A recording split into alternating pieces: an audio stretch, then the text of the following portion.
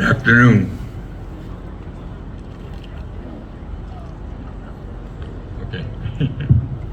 I'll tell a joke while he's doing this. It's about being the last speaker. I feel very honored to have been asked to speak among this distinguished group.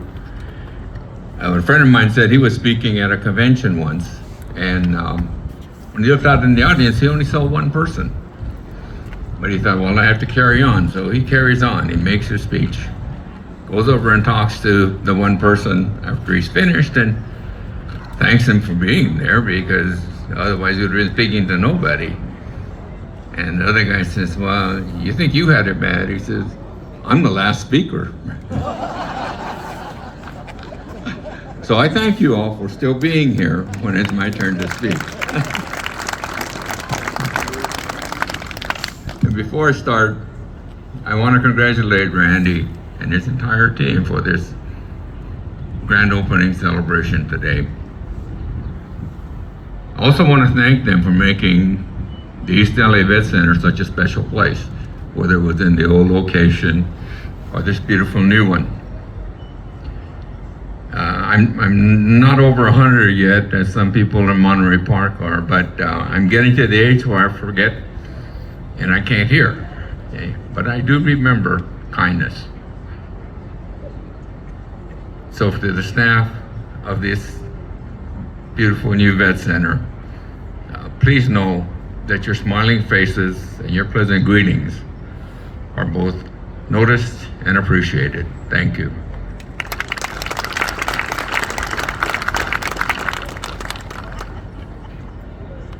My fellow veterans and other honored guests, over 2,000 years ago, the Roman orator Cicero said, "Poor is the nation that has no heroes. Poor is still the nation that, having heroes, fails to remember and honor them." Vietnam veterans did not come home to parades and celebrations. Thank you for your service. Welcome home were words that were never heard. To the contrary, many were confronted with anti-war demonstrations where they were called warmongers, baby killers, and even spat upon. They certainly didn't feel remembered and honored. The war in Vietnam had become very unpopular, and the protesters had decided to blame the warriors. In response, many Vietnam veterans put away their medals, their uniforms, and didn't talk about the most momentous experience of their young lives at the very time when they most needed to do so. I too did not speak about my experiences or feelings. I didn't tell anyone I was a Vietnam veteran for years.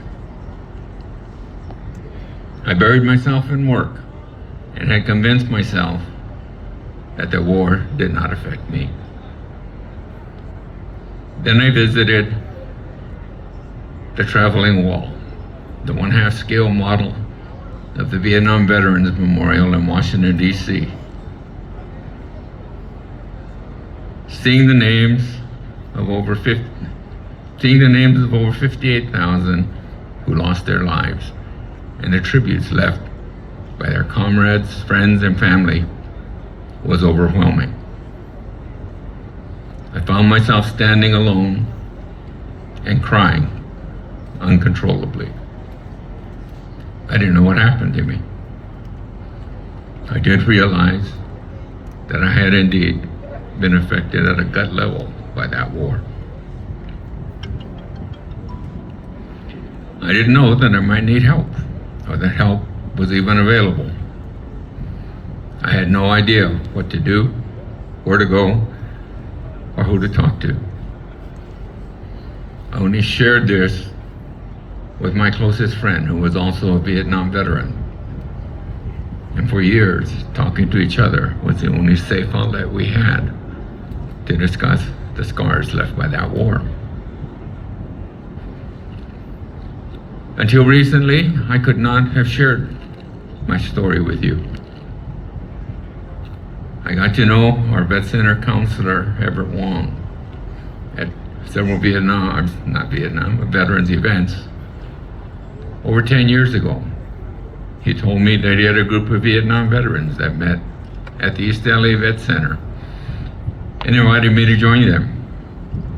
And my first image was a giant VA center near UCLA, and there was no way I was going to fight that traffic and negotiate that huge complex just to attend a meeting.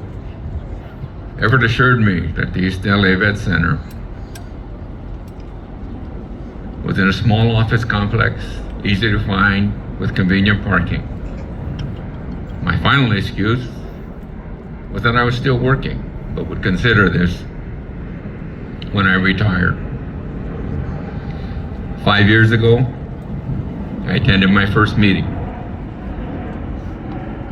The group was very welcoming and already knew a few of the members. It took a few months, but I became very comfortable with the group. Every session was not someone spilling their guts, but it was a safe place for us to discuss issues and feelings that non-veterans would not understand. Through these discussions and individual counseling, I came to realize that I suffer from PTSD and how that may have affected my life for decades and still does to this day.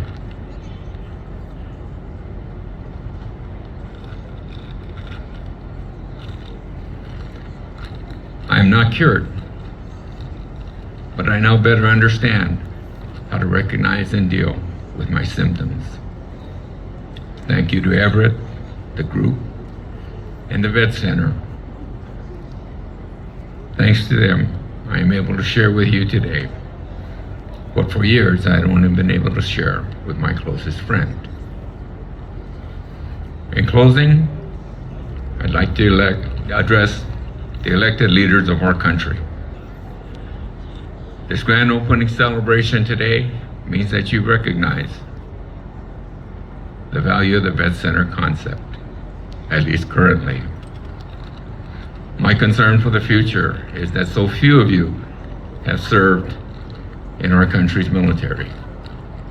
Not having served, you may never have learned the foundational premise taught to every veteran in basic training: leave no man behind. A wounded warrior should never be left on the field of battle without medical attention and moving him to safety.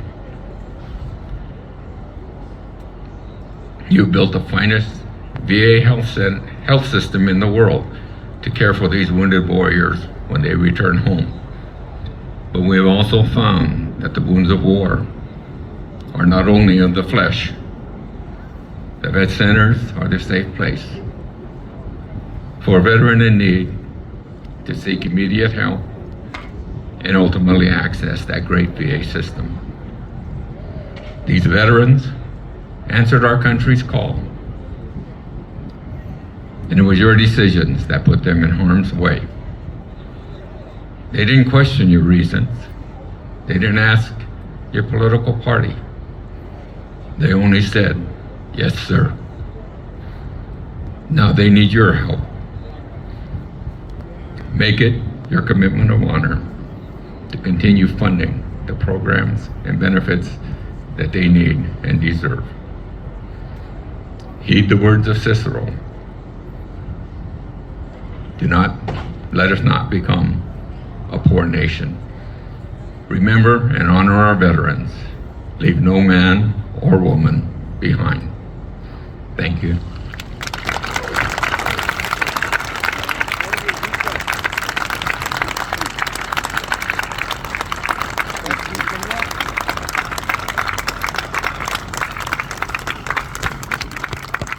Before I call the team leader up here,